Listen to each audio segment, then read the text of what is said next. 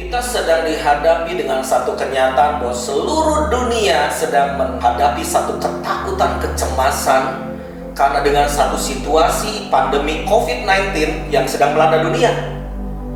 Jadi sebetulnya apa yang sedang kita hadapi pada saat ini? Yaitu propaganda tingkat global yang membuat kita semua ketakutan.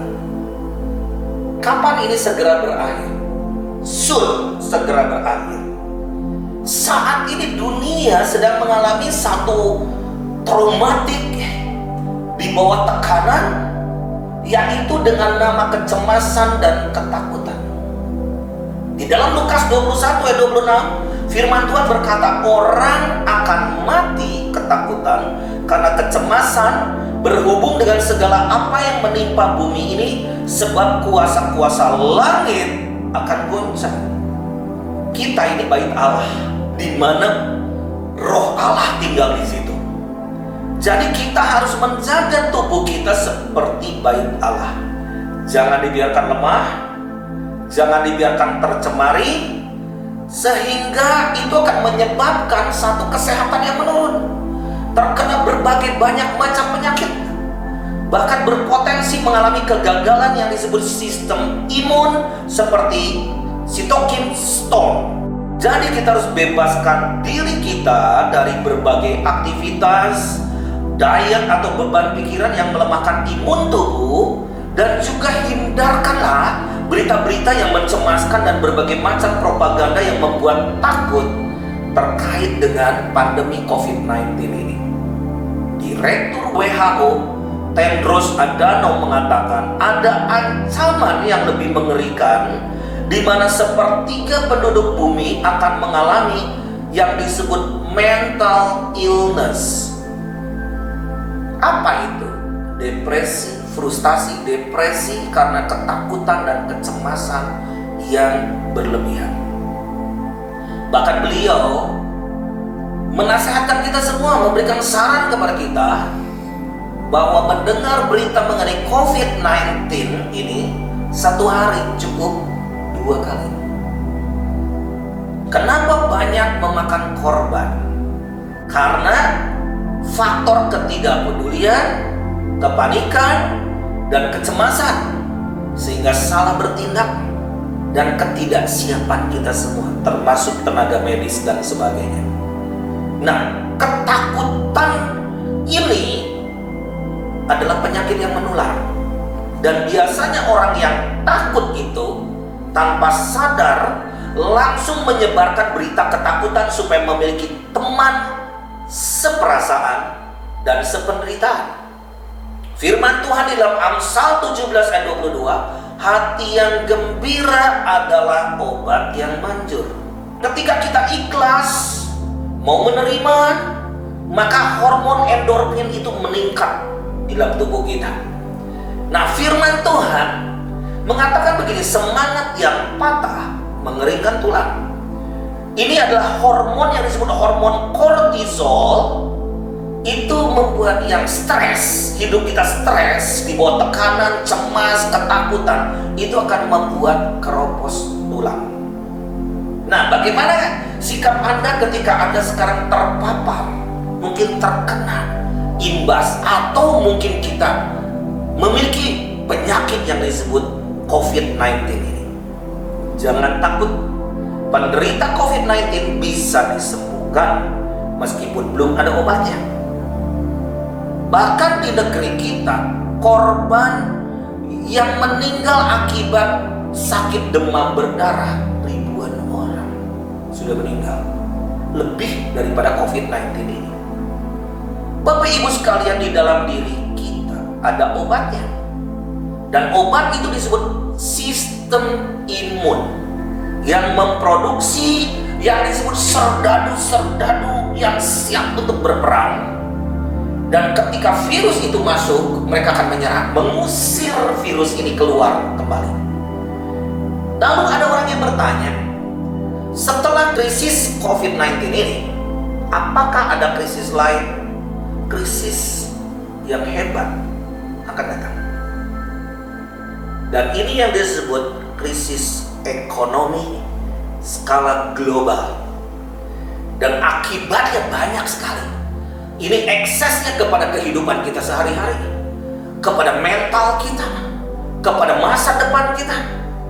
Jadi, satu hal yang Tuhan katakan, firman Tuhan begitu akurat, bahwa semua akan digoncangkan. Langit bumi akan digoncangkan, laut, darat akan digoncangkan, kerajaan-kerajaan akan digoncangkan, supaya nyata yang tidak tergoncangkan kerajaan Allah.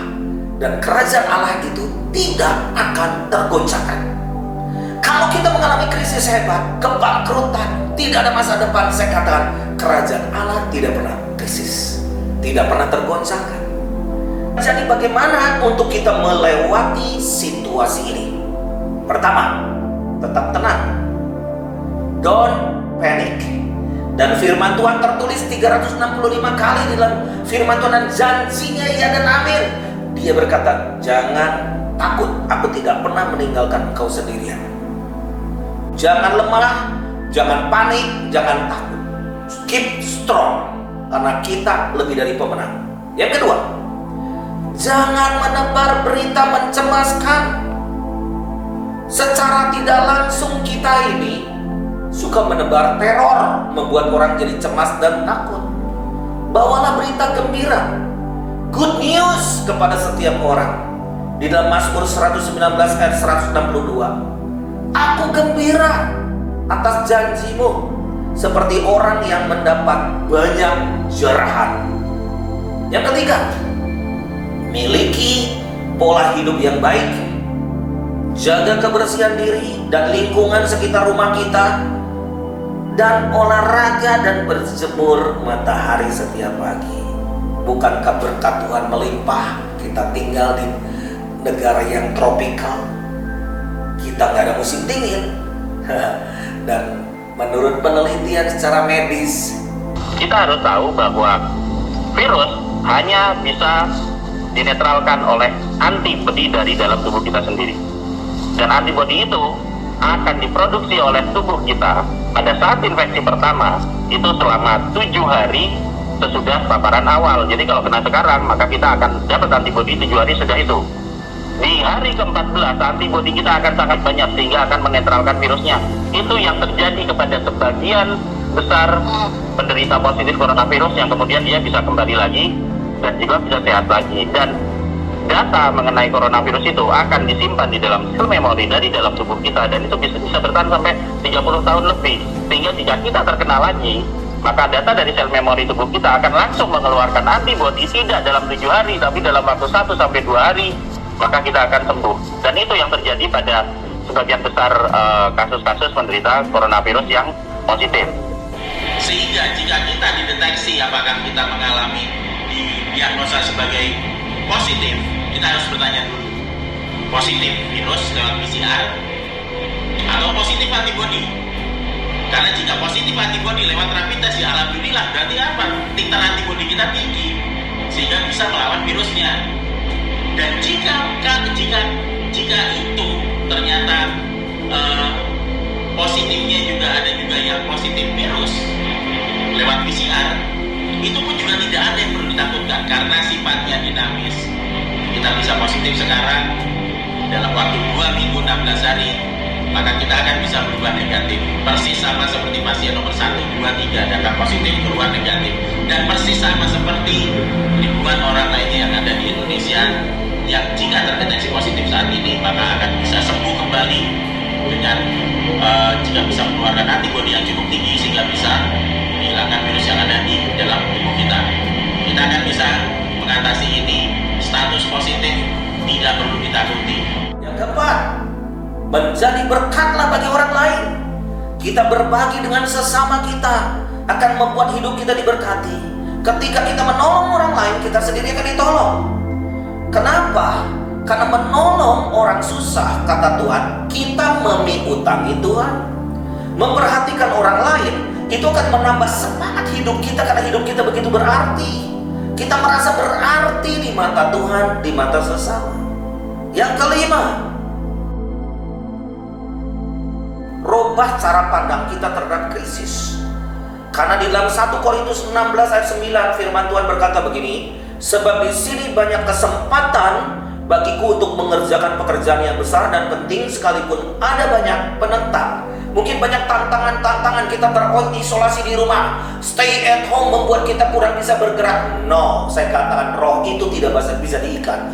Injil itu tidak pernah dapat dibelenggu. Roh kita bebas, kita mengalami freedom, dan banyak hal-hal yang strategis yang kita bisa lakukan. Hubungi sesama kita, kuatkan orang lain, sembuhkan orang lain melalui doa-doa kita, karena doa orang benar bila dengan yakin didoakan sangat besar kuasanya. Yang keenam, percayalah bahwa Tuhan akan memakai kita dengan cara yang ajaib dan penuh kuasa. Tuhan akan memberikan kekuatan kepada setiap pribadi kita yang percaya kepadanya. Iman Anda akan mungkin sebesar biji sesawi, tetapi akan memindahkan gunung. Dan mujizat Tuhan itu akan selalu menyertai Anda. Dan Tuhan tidak cari sesuatu yang muluk-muluk. Apa yang ada padamu. Anda mungkin punya 5 roti 2 ikan, fine. Anda punya buli-buli, gak punya minyak, fine.